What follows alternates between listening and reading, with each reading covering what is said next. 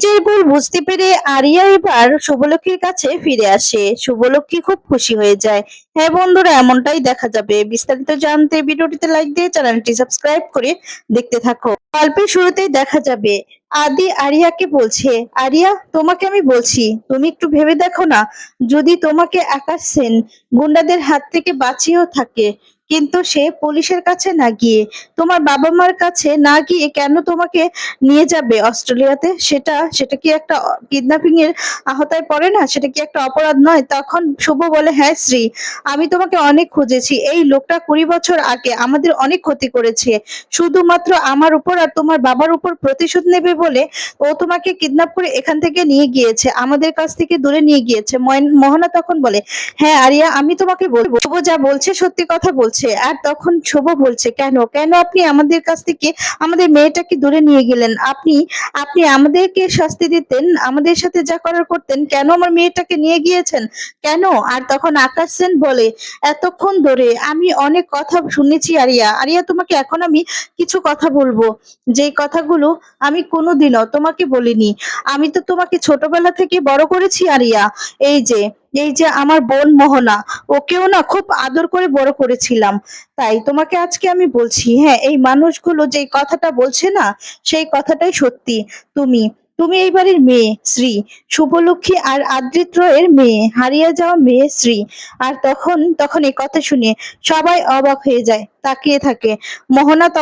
মোহনা অবাক হয়ে, আকাশ তখন বলে, কিন্তু আমি তোমাকে একটা জিনিস দেখাবো আজকে, যেটা এখন পর্যন্ত আমি তোমাকে দেখাইনি। তখন নিজের মোবাইলটা বের করে আর তখন বলে, দেখো।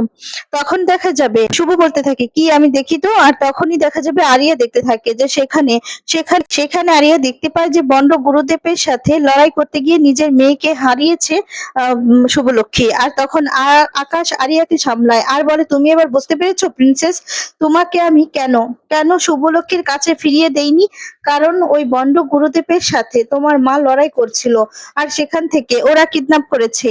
আর তাই তোমাকে তোমাকে আমি নিজের কাছে রেখেছিলাম, যাতে তোমার কোনো রকম কোনো বিপদ না হয়। তাই তোমাকে আমি আর কোনো বিপদে ফেলতে চাইনি। তখন তো অবাক হয়ে যায় শুভ। আর তখন বলে, না, আমার মেয়েকে আমি মাথায় তুলে রাখতাম, আপনি আমার মেয়েকে কেন তুলে নিয়েছেন? তখন আরিয়া বলে, আমাকে কেড়ে নেয়নি তো, আমাকে বাঁচিয়েছে আমার ড্যাড। তাই আমি আপনাদেরকে বলছি, আমি আকাশ সেনের মেয়ে, আমি কোনো শ্রী নই, আমি আরিয়া।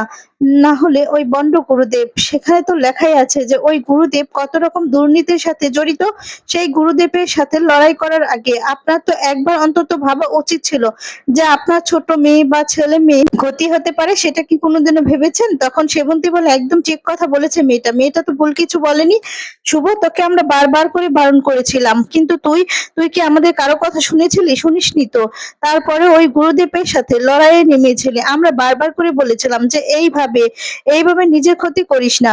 তখন আদি সেবন্তীকে ধমক দেয় আর বলে, মা তুমি চুপ করো, আমরা সবাই কিন্তু জানি যে এই সমস্ত কিছুর পিছনে কার হাত রয়েছে আর কার অবদান সব থেকে বেশি রয়েছে।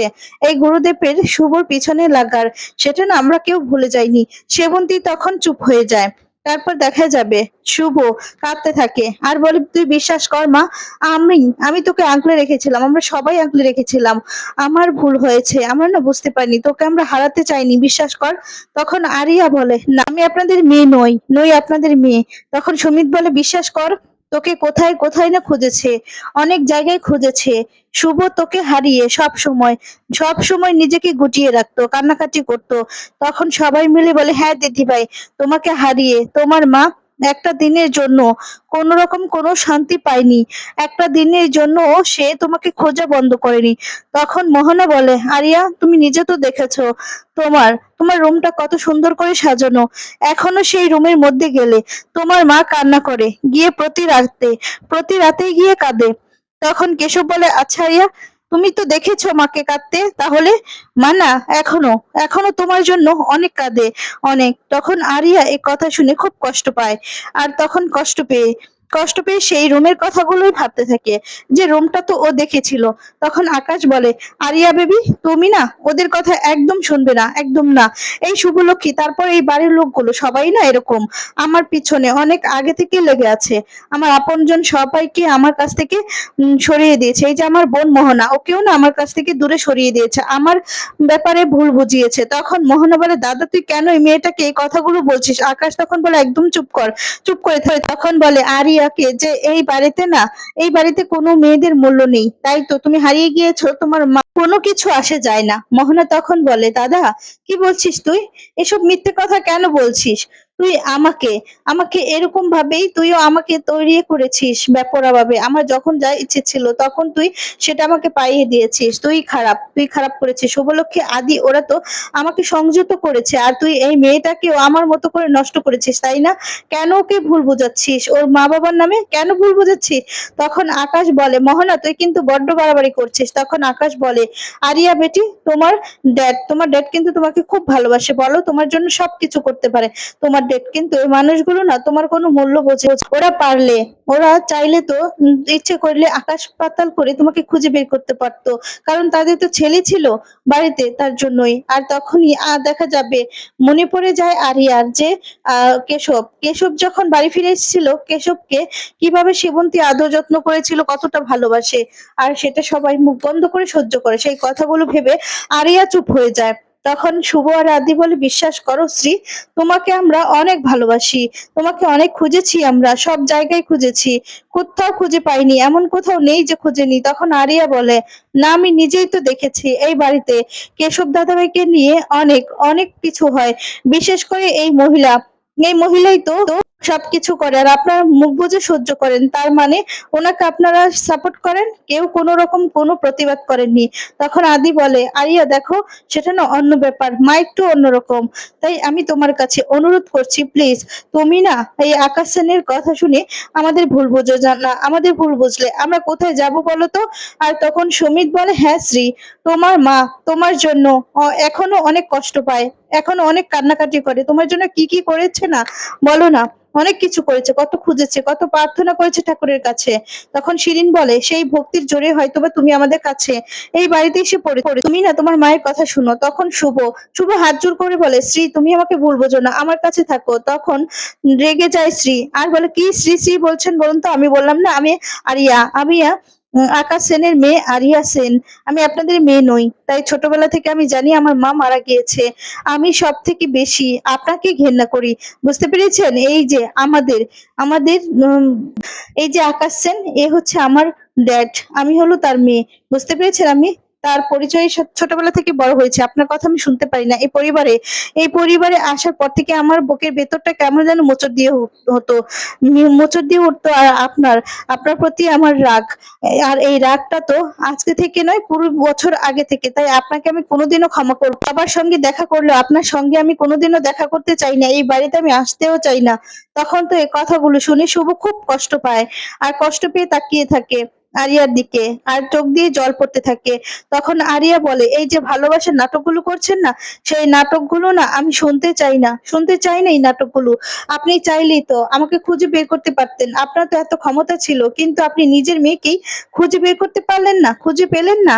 কোন থেকে কারা এসে আপনার চোখের সামনে আপনার মেয়েকে ইজিলি এভাবে কিডন্যাপ করে নিয়ে গেল, আর আপনারা চোখ বন্ধ করে থাকলেন, তাই না? আমার ড্যাড যদি আমাকে রেস্কিউ না করতো, তাহলে তো আমি ফুটপাতে ভিক্ষে করতাম, তাই না? আমাকে হয়তো বা কোথাও দাঁড়িয়ে দাঁড়িয়ে ভিক্ষে করতে হতো, আর নিজের জীবনটা পালন করতে হতো, আমার জীবনটা শেষ হয়ে যেত।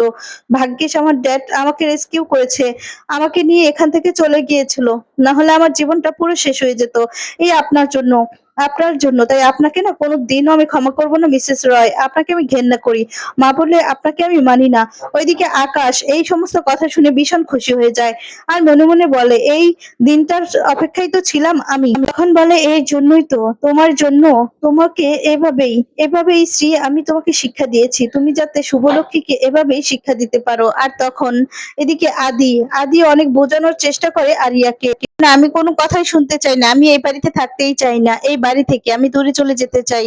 আর এই বাড়ির মানুষগুলোকেও আমি একদম ঘেন্না করি। একদম দেখতে চাই না। তখন আরিয়া বলে, "আপনাদের কাউকে যদি আমি সামনে পাই না, এমন শিক্ষা দিব না, এই বলে দিলাম।" এই বলে আরিয়া বেরিয়ে চলে যায়।